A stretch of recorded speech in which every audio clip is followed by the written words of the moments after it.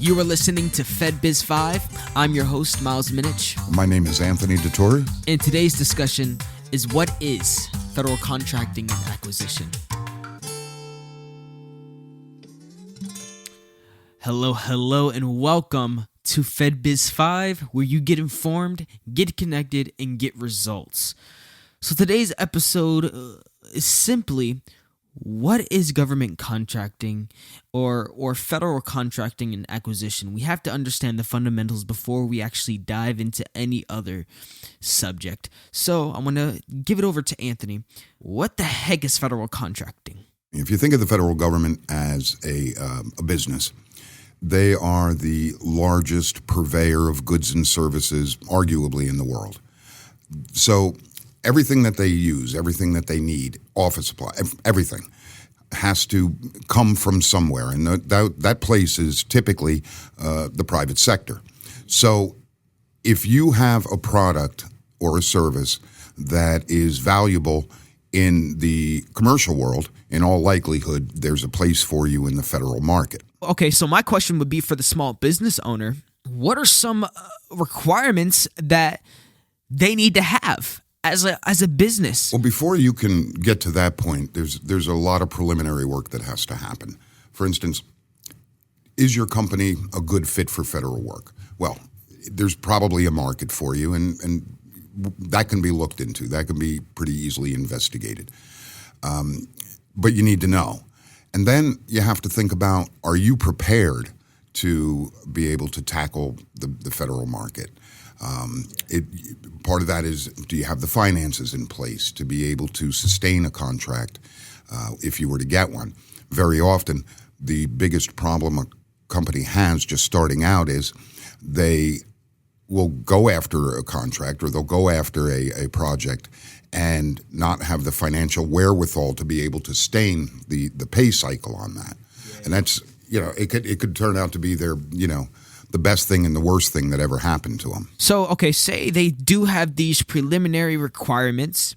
Okay, say they have the finances.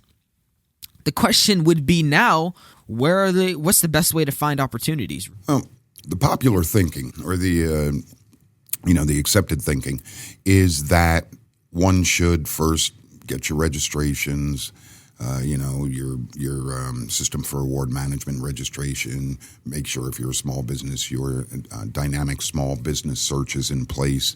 And we'll go a little deeper into that next time maybe.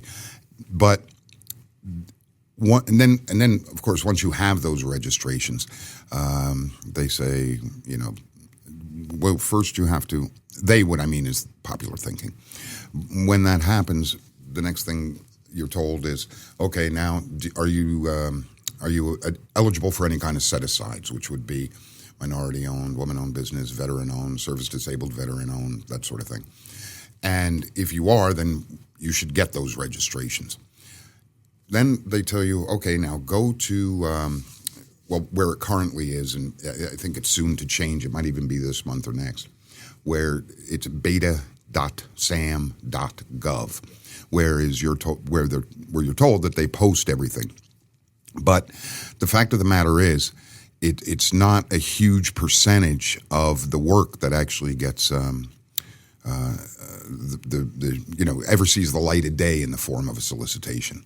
So that could be anywhere from, depending upon what you're looking at, it could be anywhere from 35% to 10% of the actual market gets posted in the form of solicitation. So we tend to go with some of the things that the Small Business Administration points out about identifying your market, which is really after you've determined whether you are a good fit or not, whether there's a market for you and you can sustain it. That's really what I would think of as after your registrations. That would be your next step, is to determine who your buyers are. Just like anything else, just like any other business, you need to know who your buyers are and what your market is. Yeah. Well, that's today's FedBiz'5. Tune in to our next podcast covering SAM registration. You don't want to miss it. This podcast is sponsored by FedBiz Access, government contracting made simple. For more information, visit FedBiz'5access.com. That's FedBiz access.com. Thank you so much for listening, and we'll see you in the next episode.